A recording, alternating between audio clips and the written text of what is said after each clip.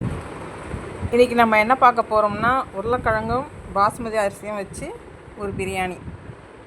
வாங்க வீடியோக்குள்ளே போகலாம்.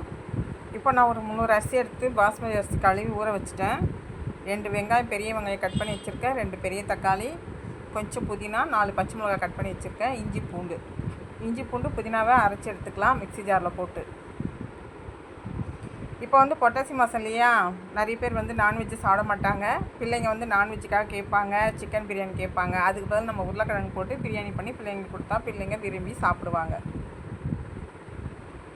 இப்போ அதை அரைச்சி எடுத்துன்னு வந்துட்டோம். இப்போ ஸ்டவ் ஆன் பண்ணிக்கலாம். உருளைக்கிழங்குல மசாலா போட்டு ஊற வச்சுக்கலாம். 1 ஸ்பூன் சால்ட்டு, 1 ஸ்பூன் வெறும் மிளகாத்தூள் போட்டு நல்லா பிசைஞ்சு ஒரு 5 நிமிஷம் ஊற வச்சிடலாம். இது அப்படியே ஓரமாக இருக்கட்டும். இப்போ 2 ஸ்பூன் நெய் போட்டுக்கலாம். கொஞ்சம் எண்ணெய் ஊற்றிக்கலாம். பட்டை, லவங்கம், சோம்பு, பிரிஞ்சி இலை எல்லாமே போட்டுக்கலாம்.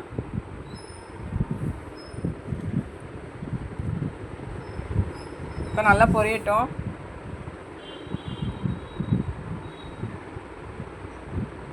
இப்போ வெங்காயம் எடுத்து போட்டுக்கலாம். நல்லா வதக்கி விட்டுக்கலாம்.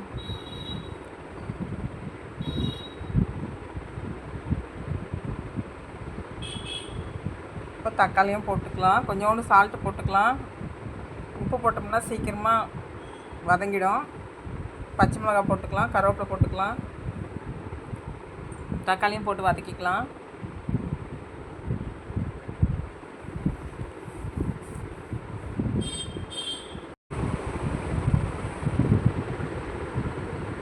ஒரு ஸ்பூன் மஞ்சள் பொடி, garam masala powder 2 spoon, 1 spoon வெறும் மிளகாத்தூள்,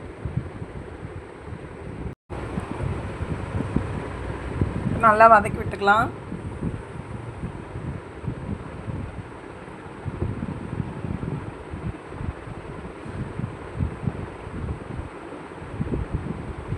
பச்சை மிளகாய் போட்டிருக்கேன், அதனால் கொஞ்சமாக போட்டுக்கலாம், இல்லைனா காரம் அதிகமாகிடும், பிள்ளைங்களால சாப்பிட முடியாது.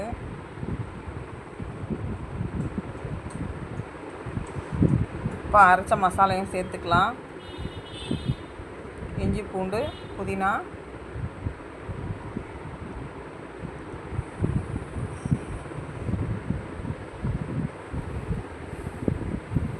இப்போ மசாலா போட்ட உருளைக்கிழங்கையும் போட்டு நல்லா வதக்கிக்கலாம்.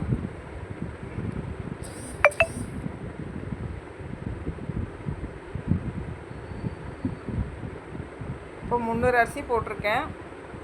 3 டம்ளர் தண்ணி ஊற்றினா கரெக்டாக இருக்கும். இந்த டம்ளரில்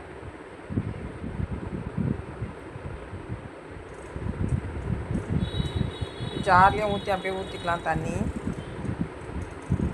தேவையான உப்பு போட்டுடலாம். அப்படியே நல்லா கொதிக்கட்டும். அரிசி போட்டுக்கலாம்.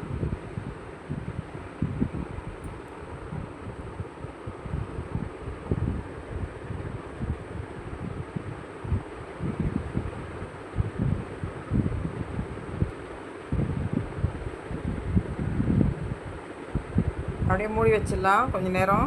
இப்போ தண்ணி கொதிக்குது, அரிசி எடுத்து போட்டுக்கலாம். இப்போ அரிசிலையும் 1 டம்ளர் தண்ணி ஊற்றிக்கிறோம். அதனால் நான் 2 டம்ளர் தான் தண்ணி ஊற்றிருக்கேன். இப்போ அப்படியே மூடி போட்டுடலாம். ஒரே ஒரு விசில் வரட்டும். கொஞ்சம் நெய் போட்டுக்கலாம் கூட. இதை நல்லா கலந்து விட்டு மூடி போட்டு ஒரு விசில் போட்டு எடுத்துடலாம்.